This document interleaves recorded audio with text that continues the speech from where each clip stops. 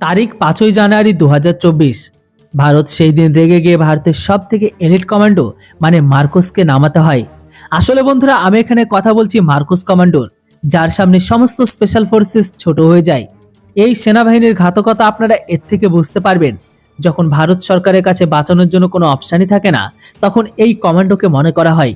26/11 দিন তো আপনাদের অবশ্যই মনে আছে, যখন পুলিশ আর অন্যান্য স্পেশাল ফোর্স হাতকে তুলে নিয়েছিল, তখন ভারত মার্কোসকে পাঠিয়ে তাজ হোটেলকে বাঁচিয়েছিল। আর এই জন্য তো একে দেশের সব থেকে এলিট ফোর্সেসও বলা হয়। আমি এখানে মার্কোসের কথা এই কারণে বলছি, কেননা এই কমান্ডো ভারতীয়দের আবার একবার মৃত্যুর মুখে থেকে বাঁচিয়ে তাদেরকে দেশে সুরক্ষিতভাবে ফিরিয়ে এনেছে, যার জন্য গোটা দেশ মার্কোসকে ধন্যবাদ জানাচ্ছে। তো অন্যদিকে সোমালিয়ার পিছনে ফেটে গেছে।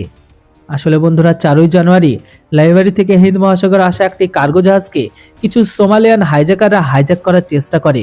এই জাহাজটি এমভি লীলা নরফক। এটিতে 15 জন ভারতীয় ক্রু মেম্বারের সাথে 6টি মেম্বারের সাথে একটি লাইবেরিয়া চালকের দল ছিল। বলা হচ্ছে পশ্চিমী দেশ থেকে আসা এই জাহাজটিতে প্রচুর পরিমাণে কাঁচা তেল ছিল, যেটিকে সমুদ্রে সোমালিয়া হাইজ্যাকাররা তারা লুট করার চেষ্টা করে। আর এই জন্য এই জাহাজ সাউথ আফ্রিকা, মেডাগাস্কার আর কেনিয়ার সমুদ্রের রাস্তায় যখন সমুদ্রপথে সোমালিয়ার রাস্তা গিয়ে পৌঁছায়, তখন এই সমস্ত সমুদ্রের দস্যুগুলো এই জাহাজের উপর আক্রমণ করে, যেটাকে আপনারা স্ক্রিনেও দেখতে পাবেন, যেটি ভারতের MQ-9 রিপার ড্রোন দ্বারা ক্যাপচার করা হয়েছে।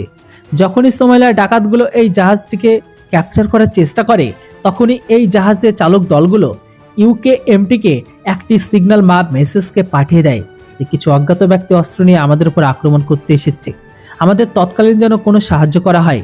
আর যখনই এই খবরটি ভারতের নেভিরা পায়, তো নেভিও তখন সময় নষ্ট না করে নিজেদের শক্তিশালী destroyer INS Chennai, PATI Poseidon আর লম্বা দূরত্বের ড্রোন MQ-9কে সাহায্য করার জন্য পাঠিয়ে দিয়েছে। এই জাহাজে 25 জন মার্কোসকে পাঠিয়েছে যেন বন্দীদের ছাড়ানো যায়।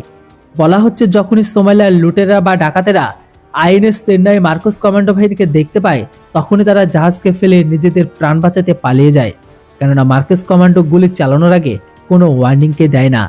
কমান্ডোগুলো সাঁতার কাটাতে এতটা এক্সপার্ট যে লুটেরারা যদি জলের তলায় চলে যায় তবুও তারা বাঁচতে পারবে না। এই জন্য তারা মার্কোসকে দেখে পালিয়ে যায়। নেভির অফিসিয়াল টুইটার অনুসারে হিন্দ মহাসাগরে MV নীলা নরফক জাহাজে হাইজ্যাকারের হাত থেকে বাঁচিয়ে সেই জাহাজে অবস্থানরত 21 জনকে লোককে সুরক্ষিতভাবে বাইরে বের করে আনে। এমনকি জাহাজটিকে ভেরিফাই করার সময় সেই জাহাজে কোনো অপহরণকারী লোকে ছিল না।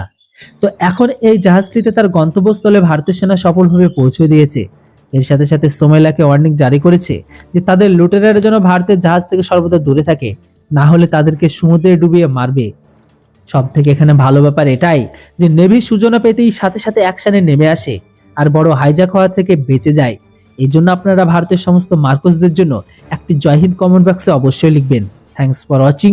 জয় হিন্দ, বন্দে মাতরম।